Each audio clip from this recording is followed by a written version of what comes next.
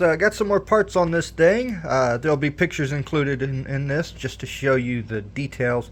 I had a couple of problems, and honestly I don't know if it's a problem with the Injora or if maybe I just bought the wrong thing, or maybe these two things aren't meant to go together. But I only had one issue, and that was with the front brass like faux brake discs here.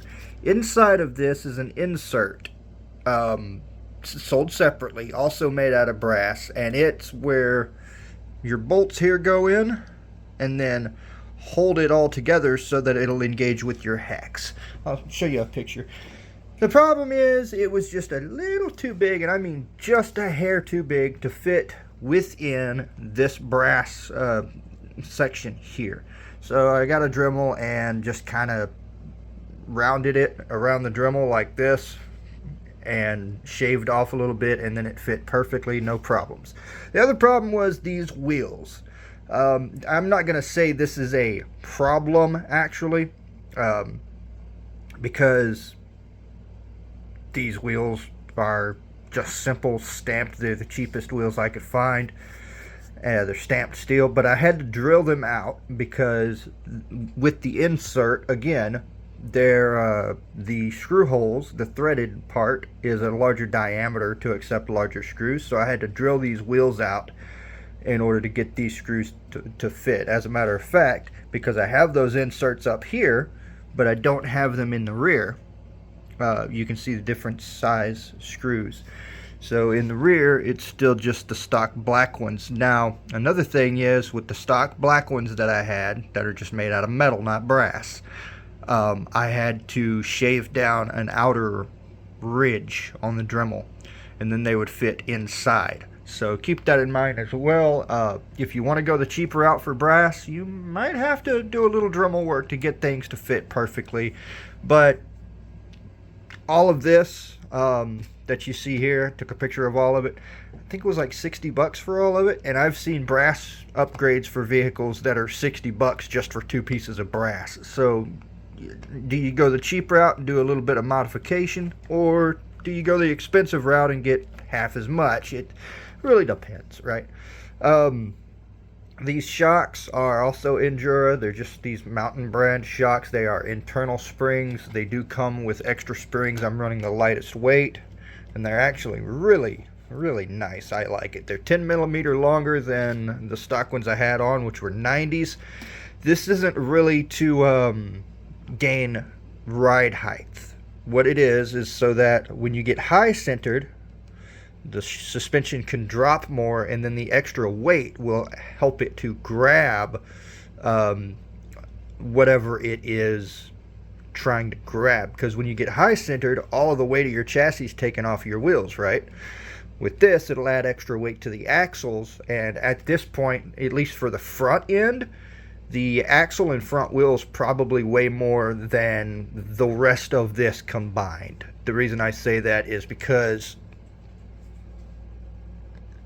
yeah, the weight balance is right about here. Most of my weight is up front, which is what I wanted.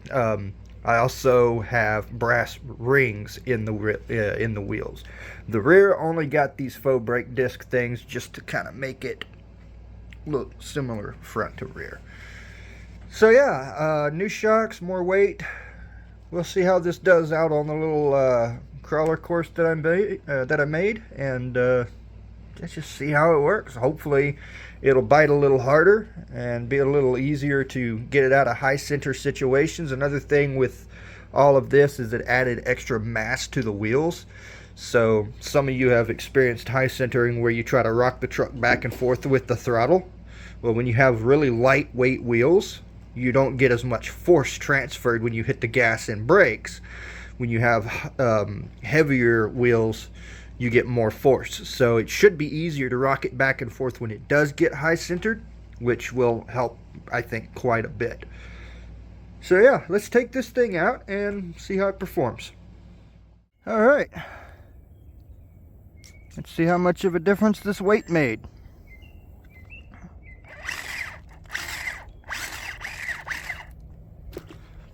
Alrighty.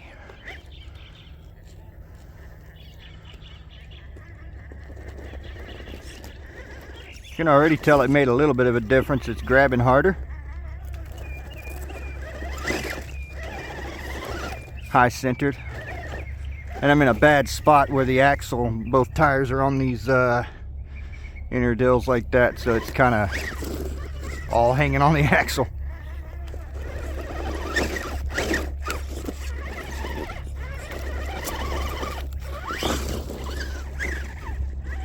And get me a better... Dang.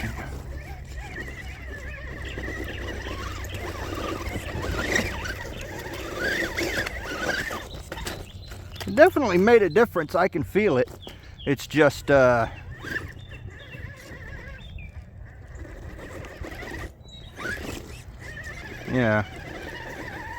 there we go.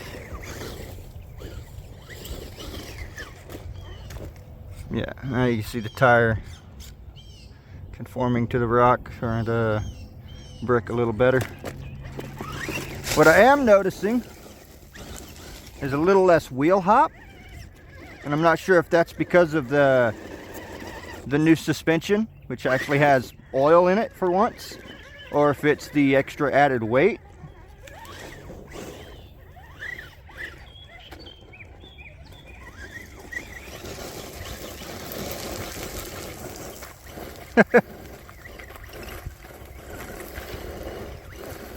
Oh, come on, don't make me come get you. I shouldn't have been trying to do donuts.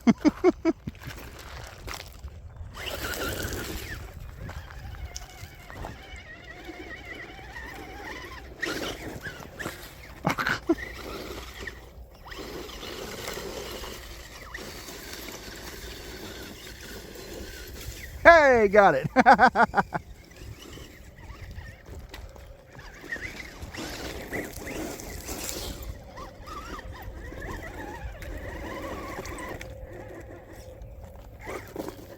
Could also just be the tires. I mean, those aren't really crawler tires, as you can tell by the big lugs.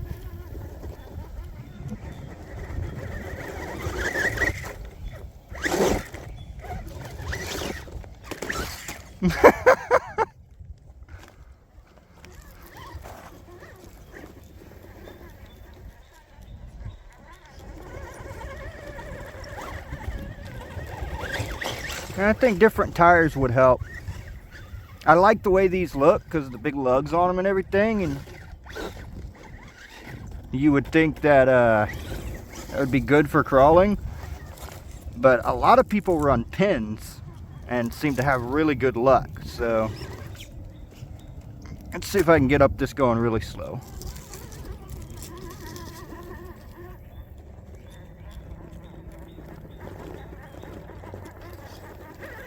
Yeah, it's good if I can get the keep the rear axle and links from getting hung on anything.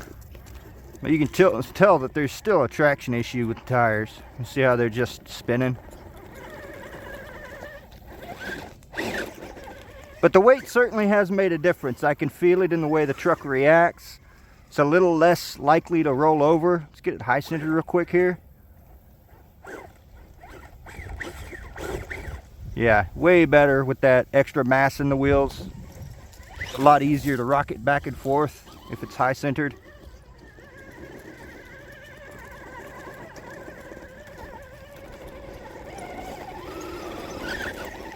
Yeah.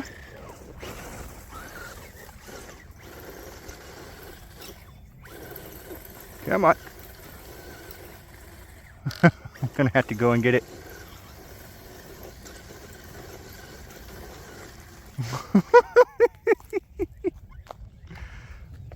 I think it has made it a little harder to roll it back over once it does roll.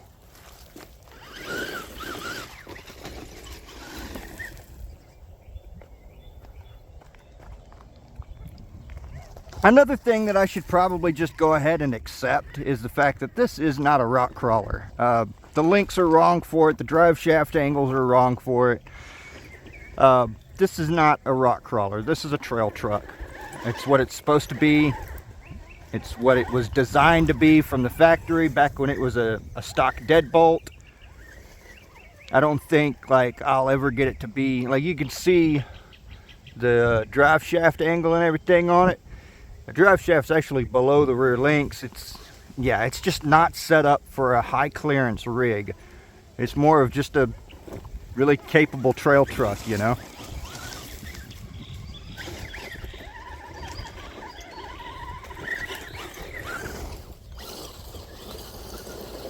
You're gonna roll over one way or another. I'm not coming back to get you.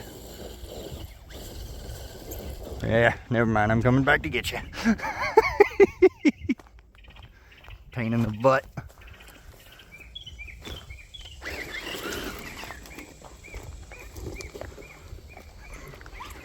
I don't know. For those of you who are more experienced in this sort of thing, y'all tell me what's going on here. Is it a tire problem, or is it just these bricks are slick and provide no grip? Because that's a thing as well. I mean, they are fairly smooth. The only grip you get is on the edges and this rough stuff here. So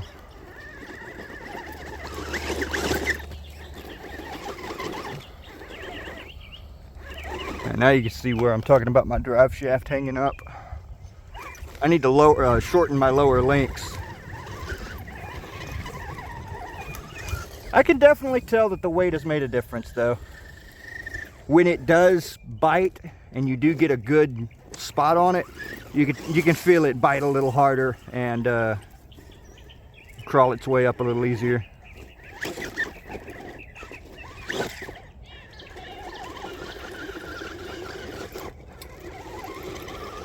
There we go. Yeah, front end bites a lot harder than it used to, so that's good.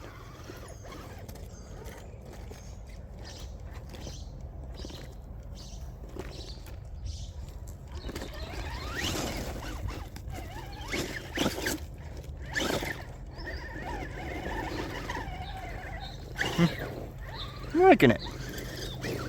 And again, when you get high centered, that extra mass in the wheels makes it a lot easier to rock it back and forth.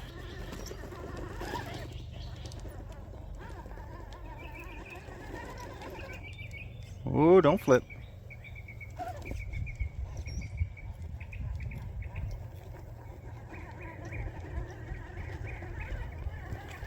Yeah.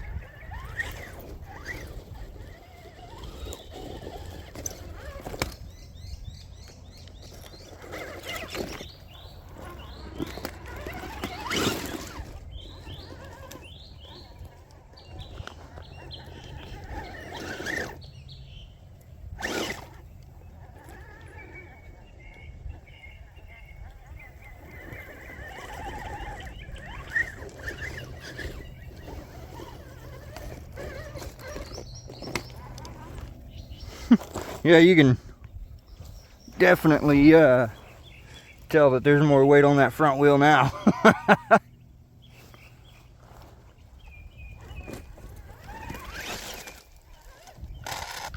Ah, yep, there it goes.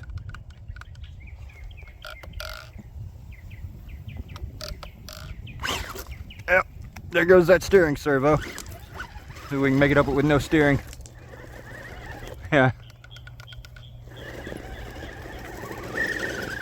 I can't believe that made it. Well, that's it for today. I'll have to find a steering servo for it. I guess it's not metal geared. Got the servo disassembled here to see the carnage, and to my eye, I don't see any.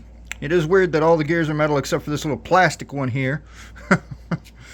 But nothing looks broke or damaged, although the casing has a strong scent of burnt electronics. So I think what I actually did was burned out the motor, which actually makes sense, because if it was stripped, I would still have, like, you would still hear the servo trying to steer. There was absolutely no life to this thing at all. Like, it wouldn't do anything. So I think the increased voltage finally burnt out the motor, which is what I was expecting it to do at some point anyways. Again, this system has a higher BEC than, again, the stock brushed setup. So I'm pretty sure what I did was burn out the motor on it. It smells like burnt electronics, and no teeth are missing off the gear. Even the plastic one has all of its teeth still. So yeah, just put this poor thing through a little too much torture. That's all right. I can get some fairly cheap off of Amazon. Actually, the one I have in my Creighton is off of Amazon, and if it can deal with that big behemoth, it should be able to deal with this. So yeah, watch your BEC voltage on stock servos. Thanks for watching. See y'all next time.